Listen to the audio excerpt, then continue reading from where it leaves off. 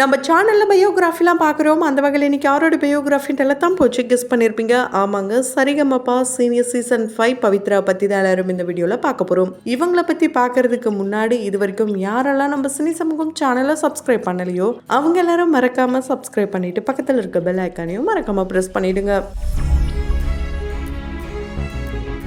Sa Re Ga Ma Pa senior season 5 பார்த்தீங்கன்னா மக்கள் மத்தியில் நல்ல வரவேற்பு கிடைச்சிருக்கு. குறிப்பாக டிஆர்பி ரேட்டிங்கில் முதலிடம் பிடிச்சிருக்குன்னே சொல்லலாம். பல பேரும் இந்த சீசனை நல்ல முறையில் வரவேற்றுட்டு வராங்க. அதுக்கு காரணம் இங்கே இருக்கிற மக்கள் மட்டும் இல்லாமல் இவங்க மற்ற மொழிகள்லையும் நிறைய ஆட்களை எடுத்திருக்காங்க. நாடு விட்டு நாடே நிறைய பேர் எடுத்திருக்காங்க. கண்டிப்பாக இந்த ஒரு ஷோ ரொம்ப நல்லாவே ஹிட் ஆக போகுது. குறிப்பாக இந்த சீசன் ரொம்பவே ஹிட் ஆக போகுது. திறமை இருக்கிற நிறைய பேர் இதில் கலந்துட்டு தான் இருக்காங்க. அதுல ஒரு சிலருக்கு வாய்ப்புகள் கிடைச்சிருக்கு, ஒரு சிலர் வாய்ப்புக்காக இன்னும் போராட்டிட்டு தான் இருக்காங்க. ஸோ போராட்டங்களை யாரும் நிறுத்தாதீங்க. முயற்சிகள் தவறலாம், முயற்சிக்கு தவறாதீங்க. அதே மாதிரி தொடர்ந்து முயற்சி செஞ்சுட்டே இருங்க. கண்டிப்பாக நீங்களும் உங்களுடைய திறமையை காட்டுற ஒரு நல்ல மேடை கிடைக்கும். அந்த மாதிரி தான் மேடை கிடைக்காதான்னு ஏங்கிட்டு இருந்த ஒரு நபர் தான் பவித்ரா. அவங்களுக்கு இந்த ஒரு மேடை மிகப்பெரிய விஷயம் அப்படின்னு தான் சொல்ல முடியும். பல பேருக்கும் பலவிதமான கனவுகள் இருக்கும். அதே மாதிரி தான் இவங்களுடைய கனவு, ஆசை, லட்சியம் இது எல்லாமே அவங்களுடைய கணவருடைய வாக்கை காப்பாற்றணும். கண்டிப்பாக அவருக்காக நம்ம கப்பை ஜெயிக்கணும் அப்படின்ட்டு ஒரு வெறித்தனமாக இந்த களத்தில் இறங்கியிருக்காங்க. இவங்களுடைய ஸ்டோரியை கேட்கும் போது கண்டிப்பாக கல்லும் கரையும் அப்படின்னு தான் சொல்ல முடியும். ஏன்னா அந்த அளவுக்கு இவங்க அனுதாபத்தெல்லாம் தேடலை. அவங்களுடைய அந்த ஸ்டோரியெல்லாம் பார்க்கும்போது ஆட்டோமேட்டிக்காக கண்கலங்கிற வகையில் தான் இருக்குது. அதுவும் இவங்களை கேள்வி கேட்டதுனால தான் இவங்களுடைய பர்சனல் லைஃப் பற்றிலாம் சொல்லியிருப்பாங்க. அது வரைக்கும் ரொம்ப ஜாலியாக ஃபன்னாகவே இவங்களுடைய ஸ்டோரியை சொல்லியிருப்பாங்க. இவங்க இந்த மெகா ஆடிஷனில் கூண்டுக்குள்ளே உண்ண வச்ச இந்த ஒரு பாடலை தான் பாடியிருப்பாங்க. அவங்க நல்லா பாடியிருப்பாங்க அப்படின்னே சொல்லலாம். அதுலேயும் ஒரு சில இடங்களில் சில தடுமாற்றங்கள் வந்தது வாய்ஸில். அண்டு அதில் குறிப்பாக ஒரு வார்த்தை மாமா மாமா இந்த வார்த்தையை யூஸ் பண்ணும்போது தான் அவங்க கொஞ்சம் எமோஷ்னல் ஆகிட்டாங்க. அதனால் அவங்கள ஃபஸ்ட்டு செலக்ட் பண்ணலை. நிறைய பேருக்கு செகண்ட் சான்ஸ் கிடைச்சா நம்மளுடைய லைஃப் மாறும், இதை நம்ம மாற்றிருக்கலாம் அப்படிலாம் சொல்லுவாங்க. அந்த மாதிரி தான் இவங்களுடைய வாழ்க்கையே மாற்ற போகிற செகண்ட் சான்ஸை இந்த ஷோவுடைய ஜட்ஜஸ் கொடுத்துருக்காங்கன்னே சொல்லலாம். குறிப்பாக விபி சார்லாம் எந்த அளவுக்கு பேசுவாருன்னு யாருமே எதிர்பார்க்கல.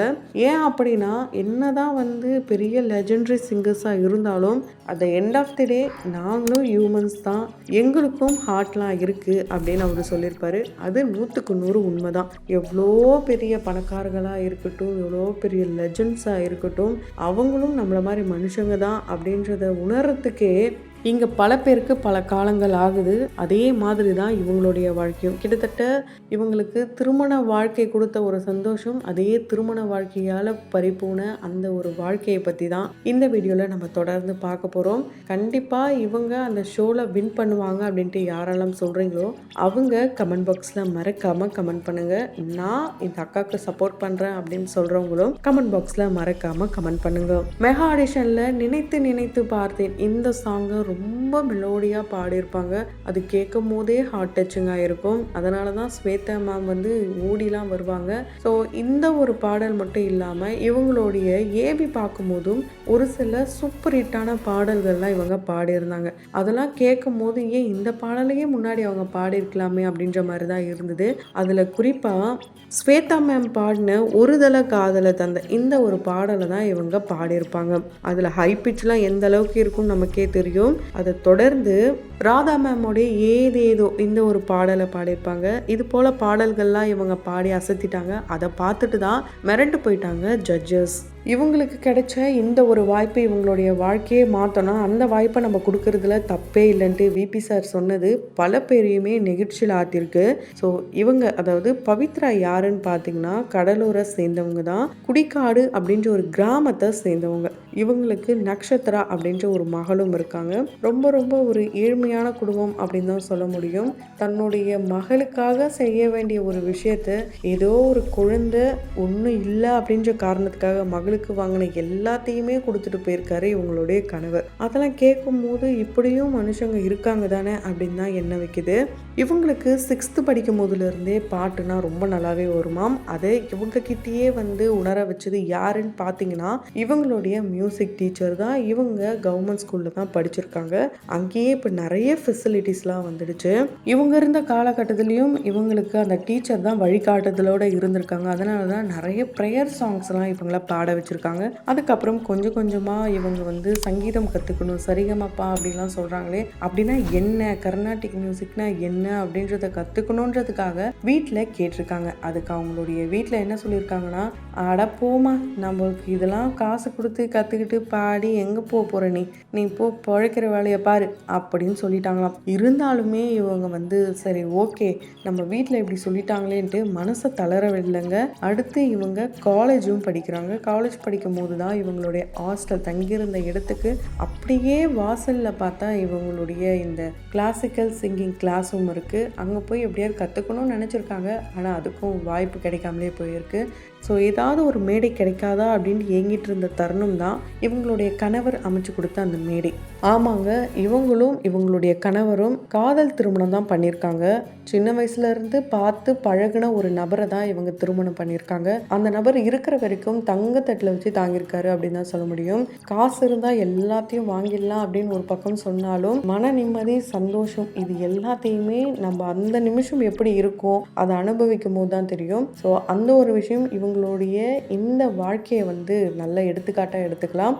ஏன் அப்படின்னா இவங்களுடைய இந்த 5 வருஷ திருமண வாழ்க்கையிலையும் பவித்ராவுடைய சிங்கிங் டேலண்ட்டை எப்படியாவது வெளி உலகத்துக்கு கொண்டு வரணும், அவ எப்படியாவது ஒரு பெரிய மேடையில் நின்று பாடணும் அப்படின்ட்டு நிறையவே போராடி இருக்காரு. நிறைய கல்யாண மேடைகளுக்கெல்லாம் கூட்டு போவாராம். பாட ஏதாவது ஒரு வாய்ப்பு கிடைக்குமான்னு ஏங்கிட்டு உட்காருவாங்களாம் குழந்தைய வச்சுக்கிட்டு.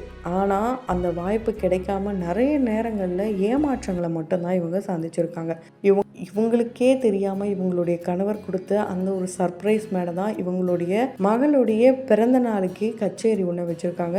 அதில் சிங்கர் யாருன்னு கேட்டிங்கன்னா பவித்ரா அவர்களை தான் கூப்பிட்டு வந்து பாட வச்சுருக்காரு. என்ன சொல்லி பாட வச்சுருக்காருன்னா, நீ எந்த மேடையுமே கிடைக்கலன்னு எவ்வளோ நாள் அழுதுருப்ப, உனக்காக நான் அமைச்ச மேடை இது, நீ என்ன தோணுதோ பாடு, யாரும் இந்த இடத்துல உன்னை கேள்வி கேட்க முடியாதுன்ட்டு காசே இல்லாத சூழ்நிலையில் கடன் வாங்கி தான் அந்த கச்சேரியை வச்சுருக்காரு.